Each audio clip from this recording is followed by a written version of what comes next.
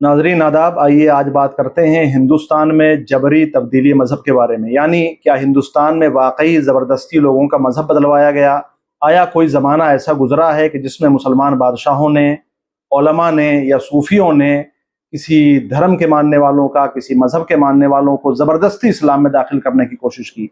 इस बारे में आज बात करते हैं। हिंदुस्तान में इस वक्त मुसलमानों को कई तरह से निशाना बनाया जा रहा है। कहीं उन्हें समाजी तौर पर कमज़ोर करने की कोशिश की जा रही है, तो कहीं इक़्तिसादी ज़रब लगाई जा रही है, कहीं उनके सियासी एतकाफ़ का ऐलान किया जा रहा है, तो कहीं उनके मजहबी तशख़्ख़ुस पर हमले हो रहे हैं। कभी गाय के तक़द्दुस के नाम पर बेगुनाहों का कत्ल कर दिया जाता है, तो कभी उनकी नस्ल कुशी की अपीलें की जाती हैं। मुसलमानों की इबादत गाहें, जान, माल, नामूस और उनका वक़ार महफूज नहीं। ऐसी बदतर सूरत हाल में एक बयानिया तक़वियत पा रहा है, और वो है ज़बरदस्ती तब्दीली मज़हब का। कभी इसको लव जिहाद की शक्ल में पेश किया जाता है, तो कभी दूसरे अंदाज में। जबकि मारूफ मवर्रिख इरफान हबीब ने एक जगह लिखा है कि हिंदुस्तान में ज़बरदस्ती मज़हब बदलवाने के शवाहिद मौजूद नहीं है। ऐसा दावा करने वाले तन्हा इरफान हबीब नहीं है, बल्कि दूसरे गैर मुस्लिम मवर्रिखीन ने भी ये कहा है कि हिंदुस्तान में ज़बरदस्ती मज़हब बदलवाने का कोई सबूत मौजूद नहीं है। ये संग और नफरत फैलाने वाली ताकतों का तैयार करदा बयानिया है, जिसने हिंदुओं को भी धोखा दिया है।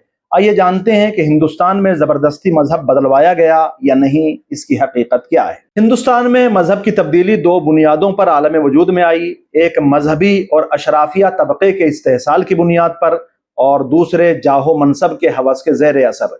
जाहिर है मजहबी तबके ने और अशराफिया तबके ने इस्तेहसाल भी लोगों का किया है, और लोगों ने जाहो मनसब के लिए, ओहदे के लिए, पैसे के लिए अपने मजहब को भी तब्दील किया। इसके अलावा तब्दीली मजहब के दूसरे वजूहात भी हो सकते हैं, लेकिन हिंदुस्तान में इन दो असबाब के अलावा दूसरा कोई सबब गालिब नजर नहीं आता है। इसके अलावा दीगर वजूहात हैं, मगर वो ज़िमनी हैं या जुज़ई हैं। तब्दीली मजहब के इब्तदाई मुहर्रिकात में इन दो असबाब के अलावा कोई दूसरा बुनियादी सबब नजर नहीं आता। हिंदुस्तान में मजहब की तब्दीली के इब्तदाई रुझानात पसमानदा और दलित तबकात में ज्यादा नजर आते हैं। इसकी बुनियादी वजह मजहबी तबके की बालादस्ती और पसमानदा तबकात का इस्तेहसाल करना है। खास तौर पर ब्राह्मणों ने इस इस्तेहसाल को मजहबी जवाज फराहम किया, जिसने मुआशरे को मजीद पस्ती में धकेल दिया। मनुस्मृति ने तबकाती निज़ाम को मजहबी हैसियत दी। इसके बाद इस तफरीक को ख़त्म करना नामुमकिन था। पसमानदा ज़ातों का समाजी और सियासी इस्तेहसाल किया गया, और उन्हें इसकी इजाज़त भी नहीं दी गई कि वो आला ज़ातों के साथ एक दस्तरखान पर बैठकर खाना खा सकें। उनके माल और नामूस के तसर्रुफ को जायज़ समझा गया। मुक़द्दस रसूमात में उनकी शमूलियत को जुर्म समझा गया, और वो वेदों को पढ़ने के भी सदावार नहीं थे। आपने देखा होगा हिंदुस्तान के मुख्तलिफ इलाकों से ये खबरें आती रहती हैं कि जो पसमानदा तबकात हैं, जो दलित तबकात हैं, जो कमज़ोर लोग हैं, उनको मंदिरों में नहीं जाने दिया गया। और इस तरह की खबरें हिंदुस्तान के मुख्तलिफ इलाकों से आती रही हैं कि वो मजहबी रसूमात में शिरकत नहीं कर सकते, वो मंदिरों में नहीं जा सकते। ये सिलसिला आज से नहीं है, बल्कि बहुत पहले ये सिलसिला शुरू हो गया था। और ख़ास तौर से जब हिंदुस्तान को आर्याई कौम ने फतह किया, और फिर जिस तरह आर्याई कौम ने हिंदुस्तान में तबकाती निज़ाम बनाया कि ये ब्राह्मण हैं, ये शूद्र हैं, ये ऊंची ज़ात के हैं, ये नीची ज़ात के हैं, इनको छूना जायज़ नहीं है, इनके साथ खाना जायज़ नहीं है। तो ये तमाम मामलात ऐसे थे कि जिसने हिंदुस्तान में तबकाती निज़ाम को जन्म दिया। मनुस्मृति का जो नज़रिया है, उसने दलित और पसमानदा तबकों को गुलामों से बदतर बना दिया था। फितरी लिहाज से उन्हें पस्त दर्जा दिया गया, और ये कहा गया कि हमें पैदाइशी लिहाज से उन पे बरतरी हासिल है, लिहाजा वो हमारे बराबर ना उठ सकते हैं, ना बैठ सकते हैं, ना हमारे साथ खाना खा सकते हैं, ना हमारे साथ शादियां कर सकते हैं।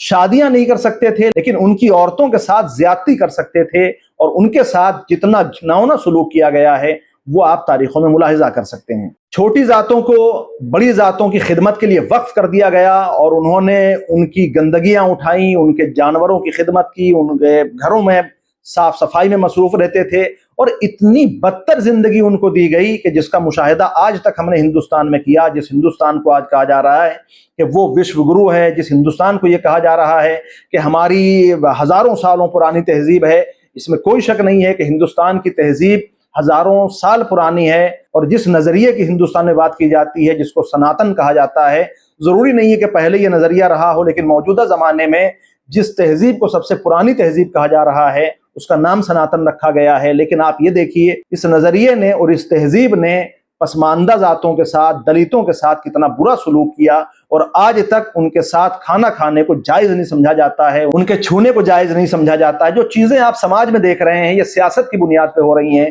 اس لیے کہ لوگوں کو ووٹ چاہیے۔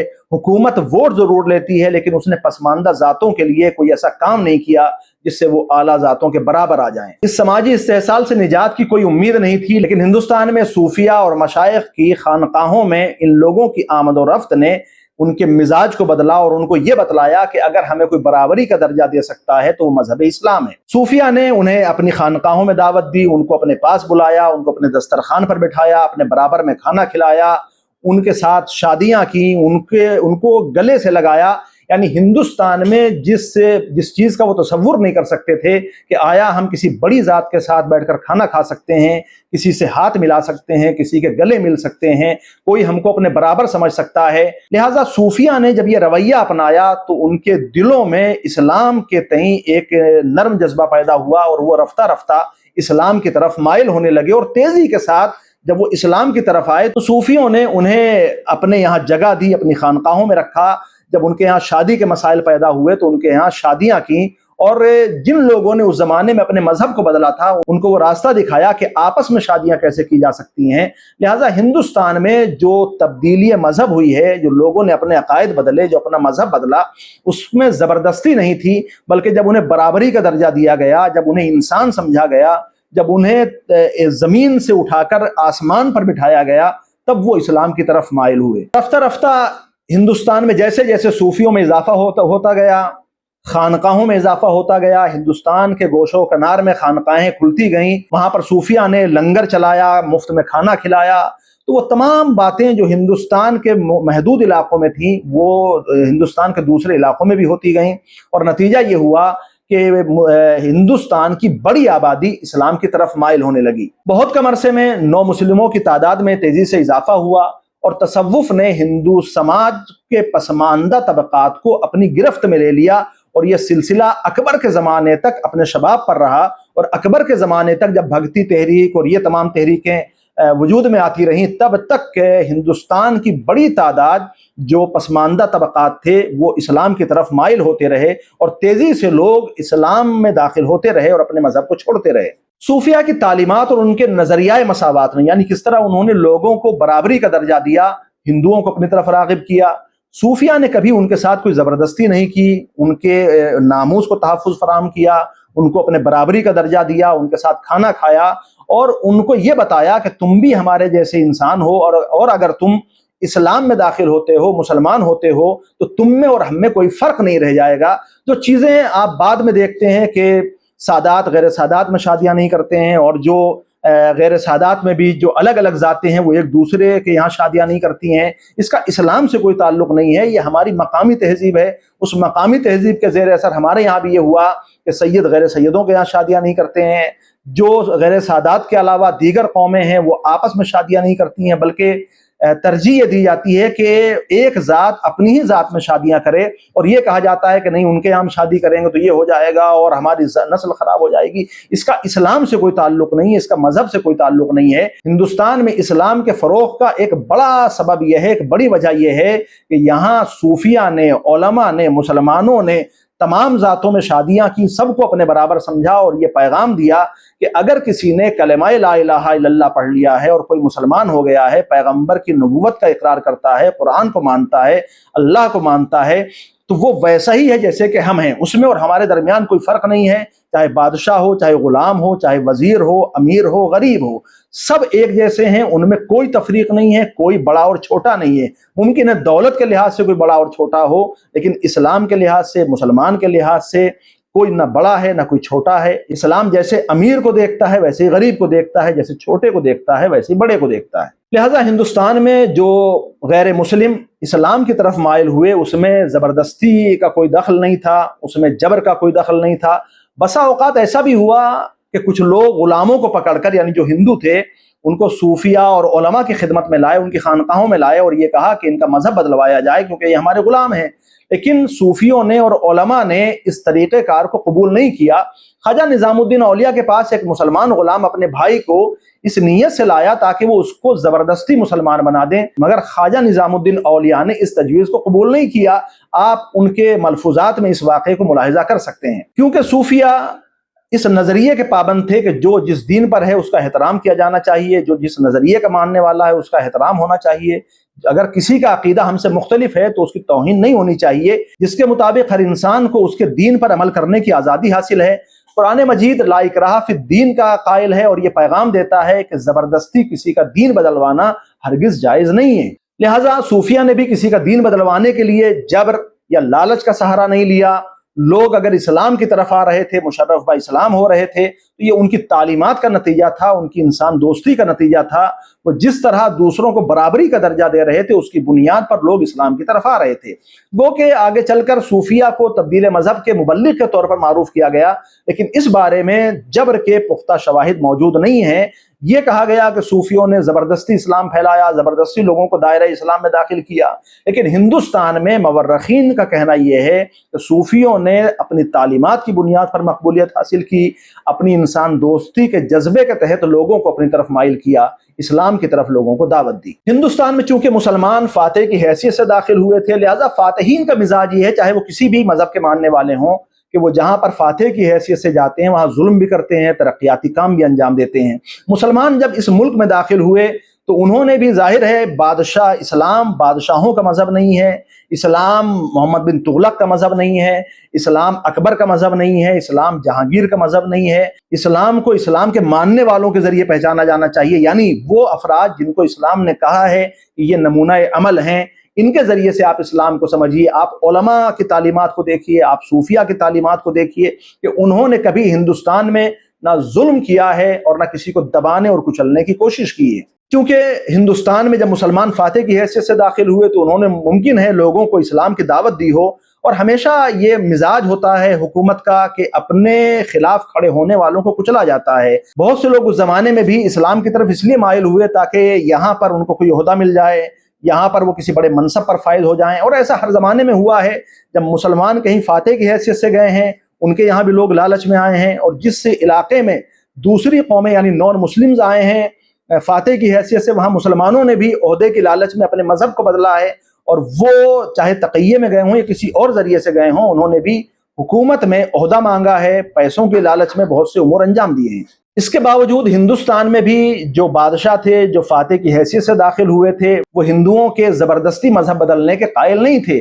فتوحات کے بعد بھی انہوں نے ہندوؤں کے ساتھ انسانی رویہ اپنایا، بلکہ بعض سلاطین نے، بعض بادشاہوں نے مقامی باشندوں کو راغب کرنے کے لیے ہندو دیوی دیوتاؤں کے بارے میں تکریم کا اظہار کیا، ان کا احترام اس قدر کیا کہ شاید ہندو بھی اتنا احترام نہیں کرتے تھے۔ مثلا مسلمان بادشاہوں نے ان کے لیے مندر بنوائے۔ معز الدین غوری نے فتح کے بعد سونے کے سکوں پر ہندوؤں کی دیوی لکشمی کی تصویر منعکس کروائی۔ مورخ اسلامی کے مطابق سلطان محمد بن تغلق اپنی ہندو رعایا کے ساتھ ہولی کا تیوہار مناتا تھا، بلکہ وہی نہیں، ہندوستان کے مختلف بادشاہ ہر دور میں جب ہولی کا تیوہار آتا تھا یا دیوالی کا تیوہار آتا تھا تو ان کے ساتھ رنگ کھیلتے تھے، ان کے ساتھ دیپ جلاتے تھے، اور دیگر تیوہار جو ان کے ہوتے تھے اس میں شامل ہوتے تھے۔ ایسا مغل بھی کرتے تھے، اور مغلوں سے پہلے بھی ایسا ہوتا تھا۔ محمد بن تغلق کے دربار میں ہندو جوگی موجود تھے جو حکومت کی طرف سے مراعات حاصل کرتے تھے، جبکہ محمد بن تغلق کو ایک سخت گیر سلطان کہا جاتا ہے، لیکن اس نے ہندوؤں کو ذہنی طور پر اور مذہبی طور پر اپنے قریب کرنے کی بہت زیادہ کوشش کی۔ مغلوں نے تو چونکہ ہندوستان کے رہنے والوں کے ساتھ یعنی غیر مسلموں کے یہاں شادیاں کی، ان کے یہاں اپنے لڑکوں کی شادیاں کی، خود ان کے حرم میں ہندو رانیاں موجود تھیں، لہٰذا ان کے یہاں رواداری کا ہونا کوئی بڑی بات نہیں تھی۔ ان کے دربار میں ہندو تھے، ان کے حرم میں ہندو رانیاں ہوتی تھیں، ہندو خواتین ہوتی تھیں، ان کا آنا جانا ہندو راجاؤں کے یہاں تھا، تو لہٰذا اگر ان کے یہاں رواداری تھی تو اس پر ہمیں تعجب نہیں ہونا چاہیے۔ مغلوں نے ہندوؤں کے ساتھ کوئی امتیازی سلوک نہیں برتا، بلکہ انہیں شہریوں کے تمام حقوق دیے۔ جو لائق اور باصلاحیت ہندو تھے انہیں حکومتوں میں عہدے عطا کیے گئے تاکہ ان کے اور مسلمانوں کے درمیان دوریوں کو ختم کیا جا سکے۔ ہندو راجا اور مسلمان بادشاہ اپنی رواداری کے فروغ کے لیے مسجدیں بنواتے تھے، مندر بنواتے تھے۔ ہندوؤں نے مسلمانوں کے لیے کئی مذہبی عبادت گاہیں تعمیر کروائیں، اسی طرز پر مسلمانوں نے ہندوؤں کے لیے مندر بنوائے۔ اسلامی ریاستوں میں ہندوؤں کو یہ حکم تھا کہ وہ جزیہ ادا کرنے کے بعد وہ اپنے مذہبی رسوم کی ادائیگی کر سکتے ہیں اور پوری طرح آزاد ہیں، وہ جس طرح چاہیں مذہبی تقریبات منعقد کر سکتے ہیں۔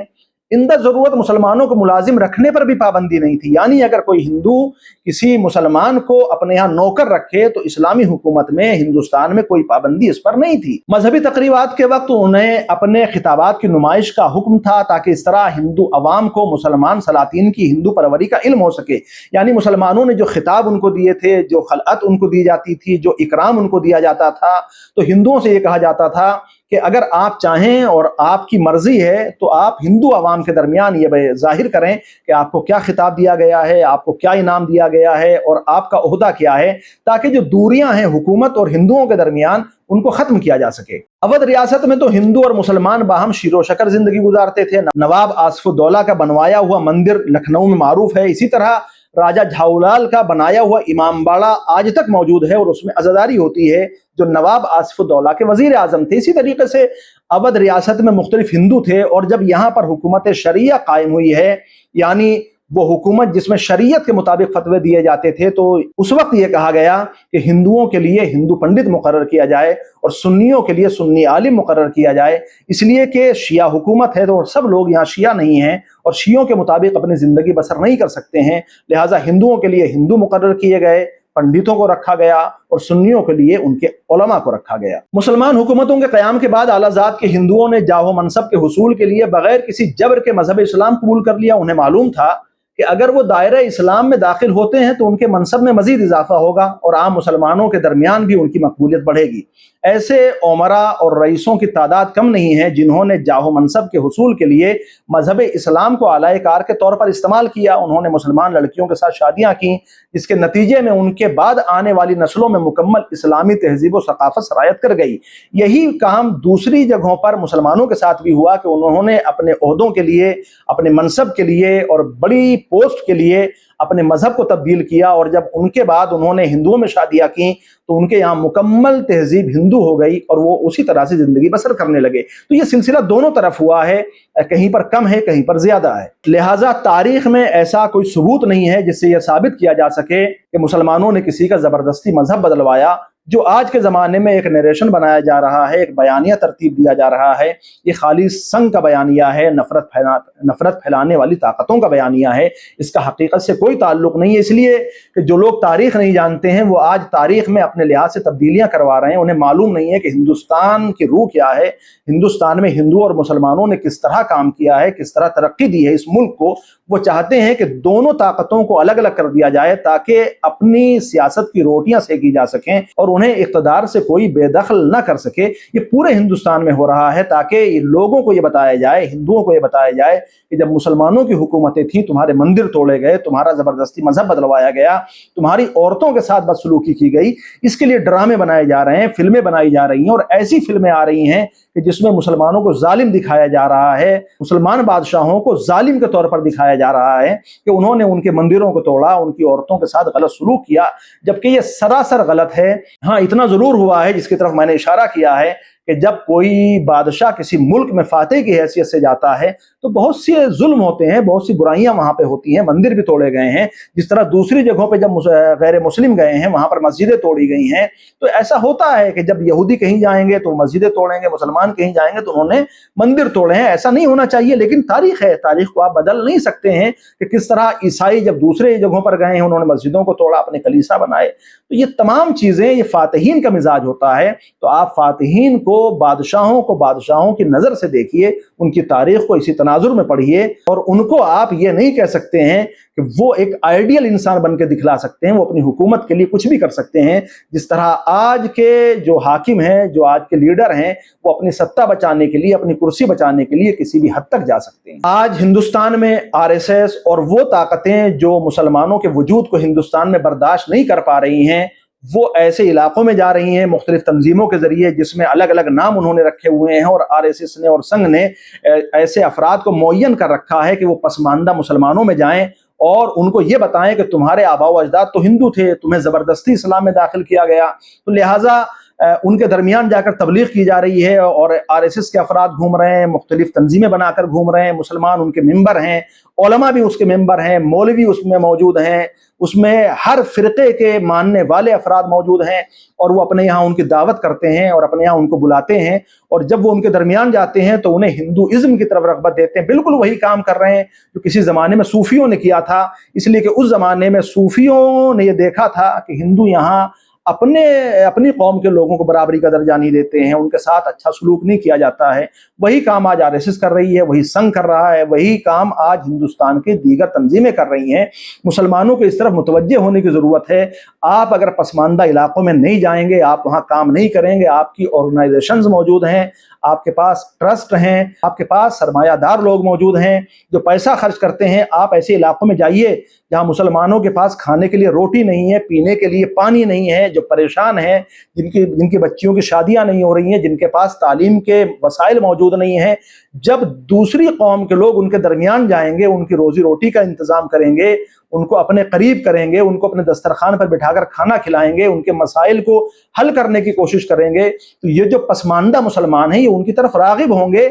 और वो दिन दूर नहीं है जब हिंदुस्तान में बड़ी तेज़ी से आप देखेंगे कि लोग इस्लाम छोड़कर दीगर मजहबों की तरफ जा रहे हैं, हिंदू हो रहे हैं। जिस तरह एक ज़माने में ईसाइयों ने ये कोशिश की थी और उन्होंने अपनी मशीनरी बनाई थी कि वो मुसलमानों को, हिंदुओं को और दीगर ज़ातों को पैसे की बुनियाद पर या अपनी तालीमात की बुनियाद पर ईसाई बना सके, वो सिलसिला इस वक्त मुसलमानों के दरमियान हो रहा है।